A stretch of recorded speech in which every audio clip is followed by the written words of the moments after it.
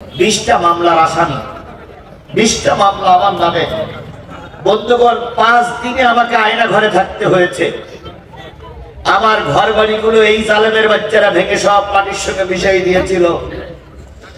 আমার 5 দিনের ভিতরে একটু কি বলে পেশাব করে পানি খরচ করব, সেই পানিটুকু পর্যন্ত ওরা দেয়নি। ওরকের কাছে বলেছিলাম যে পায়খানা হয়ে গেছে, একটু পানি দাও। কয় হুজুর পায়জামা খুলে পায়খানা করেছেন, জামা দিয়ে মুছে ফেলুন। অনেক কান্নার পরেও তারা আমার পরে দয়া দেখায় না। আমি সেই মানুষটি, মুসাফের মানুষ। আমি আপনাদের জন্য একটু দোয়া করব, বিনিময়ে এই গোরস্থানের উন্নতি কল্পের জন্য 50, 100, 200, 500, 1000, 2000, 5000, 10000, 20000, 50000, 1 লাখ টাকা যদি দেওয়ার মতো 2-1 জন থাকতেন, আমি শুধু তাদের কাছ থেকে টাকাটা তুলে কর্তৃপক্ষের কাছে দিয়ে আমার মূল আলোচনায় চলে যেতাম। একটুখানি কি হাত লম্বা করা যাবে ভাই? আপনারা নিজেই বলেছেন,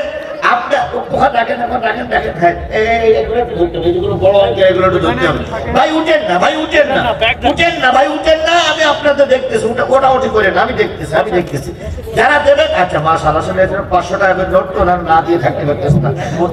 জি আচ্ছা, ও ভাই করে আল্লাহ রে, আমার বলতে দেয় না, তার আগে টাকা দেয়। আমি একটুখানি বলি ভাই, সেটা হলো টাকা নিয়ে কেউ কবরে যাওয়া যাবে না। ও 20 টাকা দিলাম তো দান করার জন্য।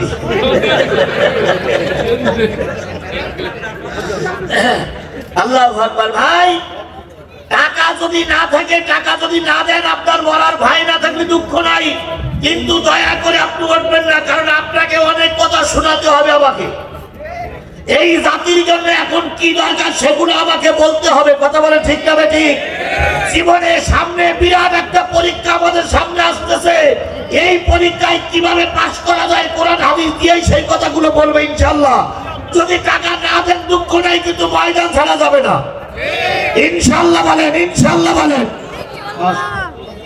মাশাআল্লাহ। হ্যাঁ, ব্যাগ আচ্ছা ব্যাগগুলো চলে যান, ব্যাগগুলো চলে যান।